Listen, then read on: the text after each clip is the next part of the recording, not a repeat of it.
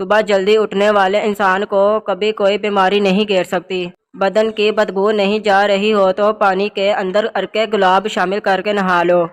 نہار منہ شبنم پر چلو، blood pressure control رہے گا۔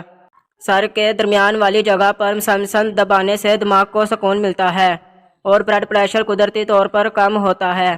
دوپہر کے وقت نمکین پانی پینے سے جگر کبھی خراب نہیں ہوتا۔ جو دائیں طرف منہ کر کے زیادہ لیٹتے ہیں اس کو زندگی بھر پتھری نہیں ہوتی۔ زیادہ بائیں طرف منہ کر کے سونے والوں کو دل کی بیماری ہو جاتی ہے۔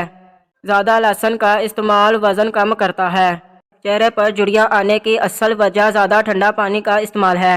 ہری مرچ کی چٹنی کے استعمال سے چہرے کی جھریاں ختم ہو جاتی ہیں۔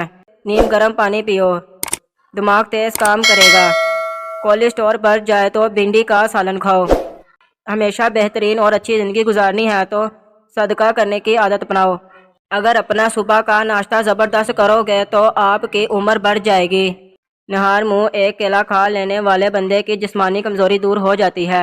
اگر آپ کو جسمانی کمزوری ہو جائے تو خالی پیٹ دودھ میں 3 کھجوریں ابال کر کھاؤ۔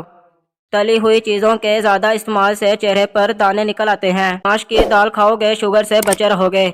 نیند میں بار بار ڈر لگتا ہو تو سبز چائے پی لیا کرو، ڈر نہیں لگے گا۔ سیب صبح کے وقت کھانا بہتر ہے اور رات کو نقصان دہ ہے۔